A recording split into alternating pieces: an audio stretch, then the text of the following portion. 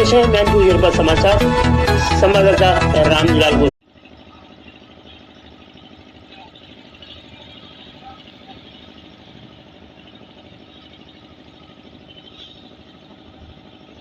समाचार, मैं हूँ रामलाल गोस्वामी, चीफ एडिटर।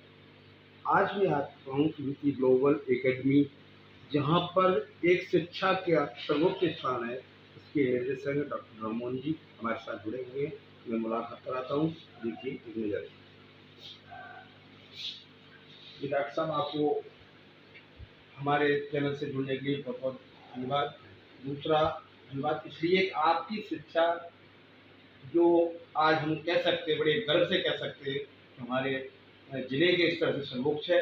अब मुझे लगता है कि प्रदेश स्तर तक भी आपकी ऊंचाई जाने वाली है, क्योंकि माननीय मंत्री जी के कहे हुए वचन कोई शेष नहीं रह गए हैं कि अब अग्रणी जिला बनाने का सर्वोच्च स्थान आपने पाया, इसलिए आप बधाई के पात्र हैं। मैं आपसे आपका पूरा परिचय पूछते हुए कुछ आगे बात करूँगा। जी आप। मैं डॉक्टर राममोहन, प्रधानाचार्य सुदीति ग्लोबल एकेडमी मैनपुरी से हूँ। और मेरा छोटा सा परिचय है कि सुदीति ग्लोबल एकेडमी अपना नाम तेजी से बढ़ा रहा है मैनपुरी में। और इस समय हम आपको बता दें कि मैनपुरी में नंबर 1, यूपी में हमारा नंबर 3 और इंडिया में नंबर 7 एज ए स्कूल को स्थान मिला है जी। और हम लगातार बेस्ट रिजल्ट देते आए हैं। अभी जो आपका अमृत महोत्सव चला था, अमृत महोत्सव में हमने 1000 फुट लंबा झंडा जो व्हील पे निकाला, तिरंगा व्हील पे निकाला, इसको Guinness world book, world wide book, world books, इन सब में पूरा स्थान मिला है। नंबर 1 जो आज तक कोई व्हील पे इतना लंबा झंडा नहीं निकाल पाया था, ये सुदीति ग्लोबल एकेडमी के बच्चों ने किया। सुदीति ग्लोबल एकेडमी में 101 फुट ऊंचा झंडा प्रतिदिन लहरा जाता है तिरंगा। सुदीति ग्लोबल एकेडमी पिछले 5 सालों से क्लास 10th एंड क्लास 12 में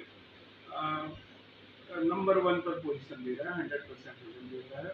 अभी हमने सोचा कि बच्चों को अपनी संस्कृति, अपनी धार्मिक भावनाओं से हमें जोड़ना है। उसके लिए हमने ये डिसाइड किया और हम अपने प्रेम मूर्ति क्रम पूज्य प्रेम भूषण जी महाराज के चरणों में पहुंचे, जो राम कथा के गायक हैं। उनकी बहुत अच्छी राम कथा कहते हैं। हमने प्रार्थना करी कि हम मैनपुरी वासियों के साथ साथ अपने विद्यालय के बच्चों को भी अपने ये राम कथा धार्मिक संस्कृति से जोड़ना चाहते हैं। हम ये चाहते हैं कि हमारे हर बच्चे को ये भी पता चला कि हमारे पूर्वज क्या थे, क्योंकि राम कथा अगर रामायण को उठा लेते हैं तो किसी भी परिवार को चलाने के लिए, किसी भी जिले को चलाने के लिए, किसी भी अधिकारी कुर्सी कोई पे बैठा है, अगर उसके सामने कोई प्रॉब्लम आ रही है तो राम कथा में सब कुछ है। और इसको हमारे प्रेम मूर्ति जो प्रेम भूषण जी महाराज है, वो बड़ी अच्छी तरह से गायन करके कह के और बड़े उत्साह से सुनाते हैं। तो जी सर, थोड़ी जिज्ञासा हमारे अंदर ये आई कि मैं चाहता हूँ कि वो अपने प्रेम भूषण महाराज जी आए, थोड़ा इनका परिचय भी बता देते, कहाँ स्थान है, कहाँ आश्रम, किस जगह क्या है, इनका परिचय भी आवश्यक है, क्योंकि दर्शक लोग हमारे मुकाबले हो रहे जानने के लिए, मतलब इनका कहाँ पर आश्रम, कहाँ के रहने वाले हैं। देखिए, मैं आपको बताऊं, प्रेम भूषण जी महाराज जो है, ये तो प्रेम श्रद्धे जो हमारे श्री राम भद्राचार्य जी हैं, उनके शिष्य हैं। और इस समय इनका अयोध्या में बहुत बड़ा आश्रम है। कानपुर के रहने वाले हैं। राम कथा बहुत अच्छी तरीके से पिछले 20-25 साल से कहते आ रहे हैं, जिनको सुनने के लिए बड़े बड़े लोग इकट्ठा होते हैं। वो बहुत ही बड़े एक तरीके से राम कथा के इतने सरस गायक हैं कि बहुत मुश्किल उनके जैसे ओजस्वी वाणी वाला कोई कथावाचक बहुत मुश्किल सुनता है। इनकी कथा में कोई पाखंड नहीं होता है, बड़े से पारिवारिक और धार्मिक से जोड़ते हुए राम कथा को कहते हैं।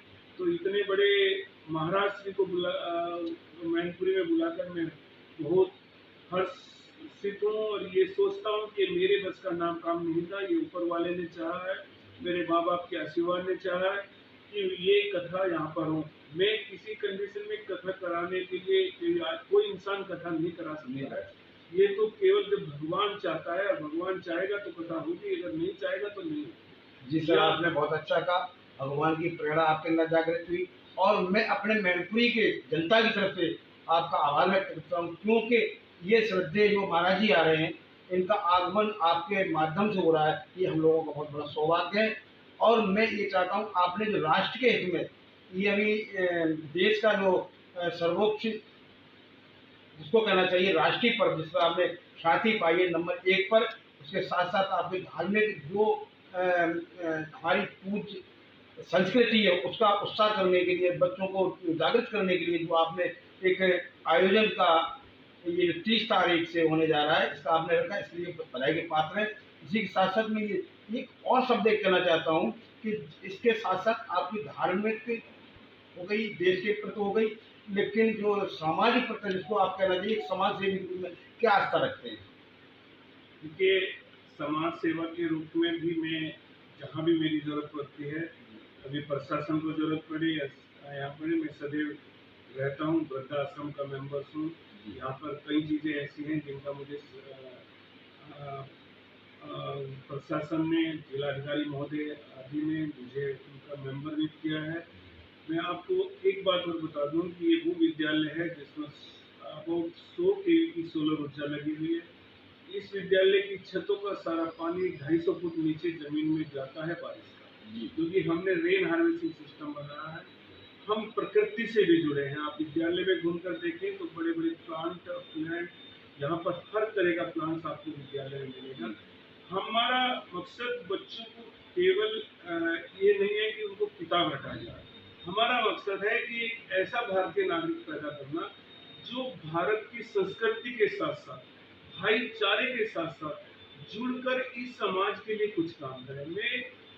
मैं हर्षोन्वित हूँ कि 2009 से मेरा विद्यालय खुला और मैं एक IAS अधिकारी को देख चुका हूँ। पता नहीं सैकड़ों बच्चे MBBS डॉक्टर बन चुके हैं, सैकड़ों बच्चे इंजीनियर बन चुके हैं और कितने बच्चे सेना में बड़े बड़े पदों पर पहुंच चुके हैं।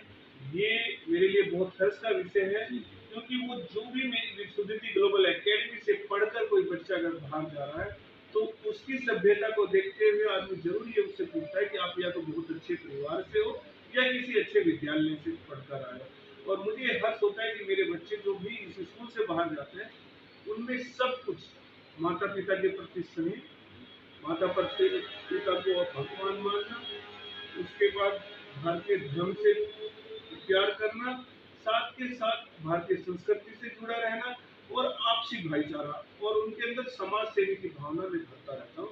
क्योंकि बच्चे देखते हैं जब हमारे सर इतना अच्छा तरीके से काम करते हैं तो क्यों नहीं।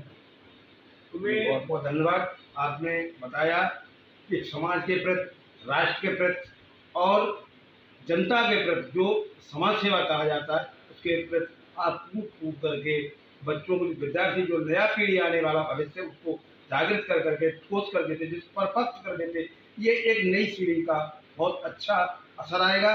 इसी के साथ और मैं आपको धन्यवाद करना चाहता हूँ कि आप जो देश के लिए सर्वोच्च स्थान पाने वाला, देश को आगे बढ़ाने वाला ऐसा संस्थान जिसको शिक्षा से ही आगे बढ़ाया जा सकता है।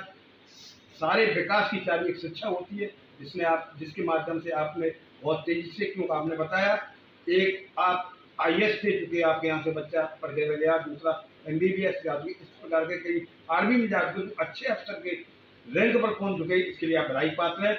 इसी के साथ मैं ब्यूरो प्रमुख रामविलास गोस्वामी के साथ कैमरा पर्सन अभय कुमार कश्यप।